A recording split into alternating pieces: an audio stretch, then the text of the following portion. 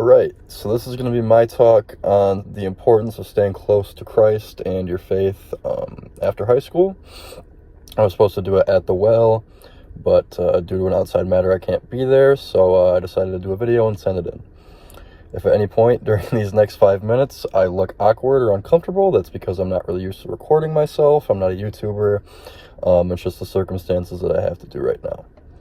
So, to start it off, obviously, growing up and maturing and getting out of this area is a scary thought. It hit me first way back in 2019 when I graduated St. Mary's, when I realized that I was leaving a Catholic school, somewhere where Christ is the main focal point and is not outlawed to talk about, and somewhere where you get exposure to him every day.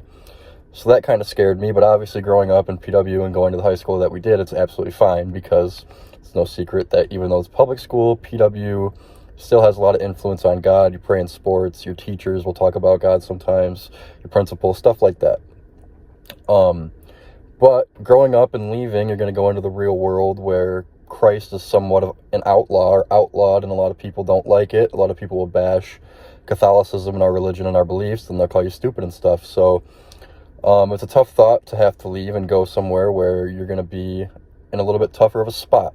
But I got a couple things where I know I'm going to keep the Lord close, and I know how I'm going to do it, so I'm going to share those with you. But first, completely off topic, for all the underclassmen watching this, my biggest advice right now is to stick with the well.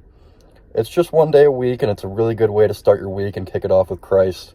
You learn a lot of good lessons, group discussion's really good, and you just build a lot of cool relationships.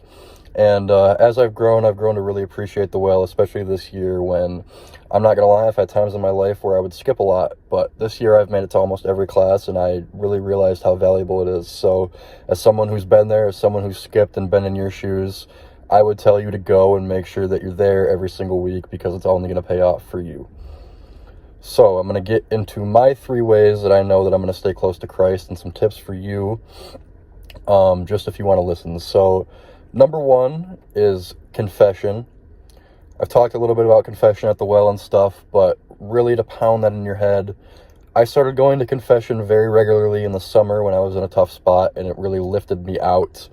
And as Catholics, we all sin. We all lose track of ourselves sometimes, and rather than dwelling on that, because it's easy to dwell on that and think that you're the worst and whatever, but rather than dwelling on it, you can learn from it and improve.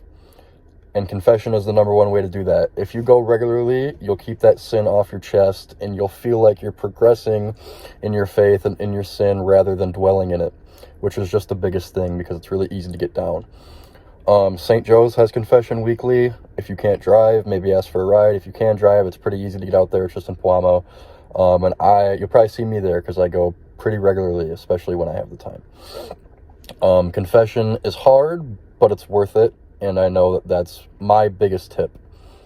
My second thing is praying every day. You know, everybody prays every day, and that seems a little easier, a little around the bend. But the way I pray is a little bit different, because I always pray, instead of the traditional prayers like the Our Father and the Hail Mary and that stuff, which is great. I pray a lot of rosaries too, which is, keep that.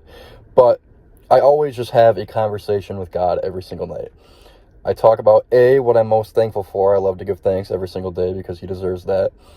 But B and C are the ways that you thought your day went bad and the ways you thought your day went good. The ways that you can improve, and what you thought you did bad throughout the day and how you want to improve it, and just asking God for the graces to have that tomorrow. Because reflecting on your day with God is a good way to learn about yourself and just the things that you do. And that's what I do every day. I talk to God about what I did, what I liked, what I didn't,